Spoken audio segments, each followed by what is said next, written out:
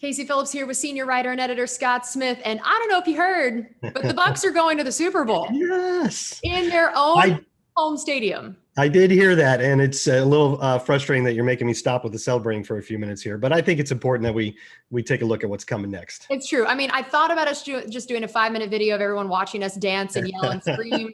It might have gotten even more views, but we decided that Bucs fans did need some information on this matchup and yet another rematch of a game. This has been so interesting the way these playoffs have gone. With just rematch after rematch after rematch from the regular season. Here we are again, Kansas City Chiefs. But first, before we get into that matchup, tell us just a little bit about the significance of the historical impact of what's going to happen in the Super Bowl.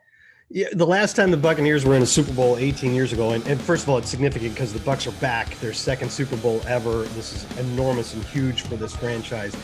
But that time, they flew back from Philadelphia late that Sunday evening after the NFC Championship game, and then flew back out again the next morning to San Diego with, just a few hours of sleep and time to maybe repack your bags.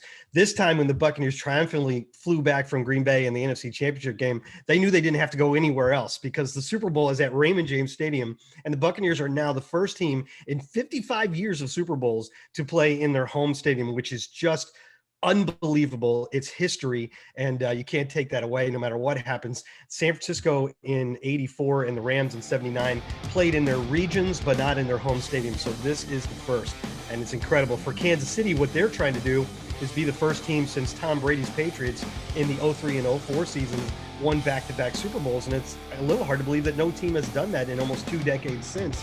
The Chiefs last year won their first Super Bowl in 50 years, and now they're trying to win 2 in a row, and they have Patrick Mahomes leading the way.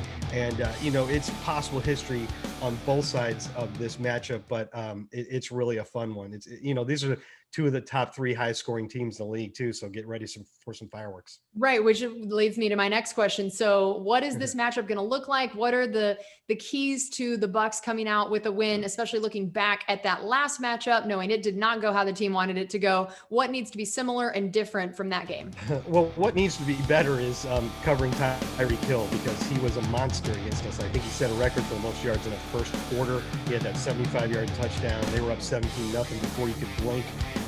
Obviously, that also involves Patrick Mahomes, who on at least one of them had kind of slid around and then just threw like a 50-yard pass downfield, like it's just a flick of a wrist, right on target. So you see what you're up against this team. That was during a stretch of the season where it was a big concern how poorly the Buccaneers were starting on both sides of the ball. That became a huge point of emphasis in December, even to the point where Bruce Arians started taking the ball after winning the coin toss, just so his offense could set the tone. And we're past that. The Buccaneers are past that problem overall.